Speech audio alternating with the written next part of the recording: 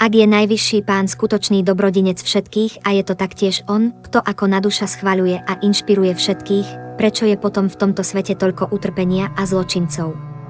Prečo v tomto dáva ľuďom možnosti a priestor? Odpoveď vás možno zarazí.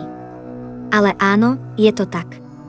Krišna vo svojej expanzii na duše a Sadášivu neinšpiruje len aktivity v kvalite dobra, ale aj kvalitu vášne a nevedomosti. Je plne nestranný a dodržuje chod subtilných karmických zákonov s ich reakciami.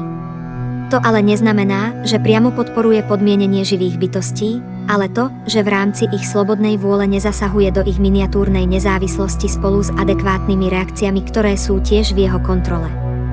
Preto ako ten najpresnejší chirurg dokáže podobne ako vietor či zvuk v rôznych bytostiach rozvíriť ich plány a činnosti na základe ich predošlých túžob.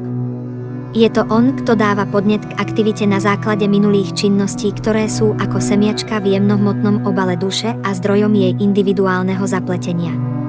Dokonca aj osoby ako masoví vrahovia či samovrahovia jednajú na popud kvalít hmotnej prírody, ktoré spadajú pod vonkajšiu energiu kontrolovanú nad dušou. Ich jednanie preto taktiež nie je samovoľné, aj keď to tak na prvý pohľad môže vyzerať.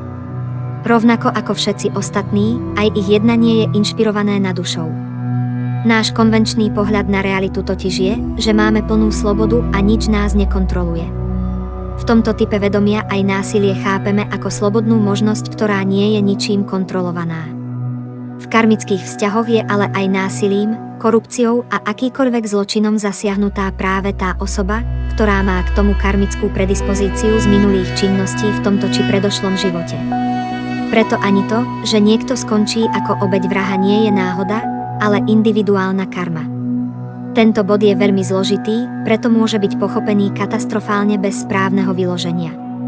Jednotlivé akcie v časopriestor sú totiž prepojené mimo naše vnímanie prítomného okamihu.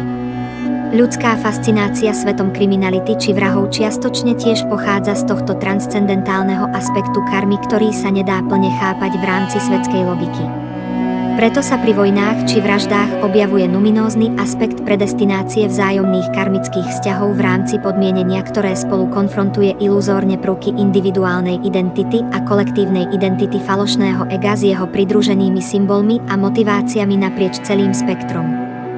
Dá sa otvorene povedať, že jediný skutočný detektív a sudca je najvyšší pán samotný, ktorého mystické sily ovplyvňujú všetko a všetkých, neustále. Naduša vníma všetko a jej pamäť je nezlyhávajúca. Je trikalagia. Vidí minulosť, prítomnosť aj budúcnosť v rovnakom čase a operuje mimo časopriestor, ako ho poznáme my. Najvyšší pán je totiž aj samotný časový faktor a preto nemôže byť ovplyvnený ani časom. Inak povedané, čas slúži jemu a nie naopak. Preto môže Krišna zasahovať do všetkých akcií a reakcií podľa toho, ako uzná za vhodné.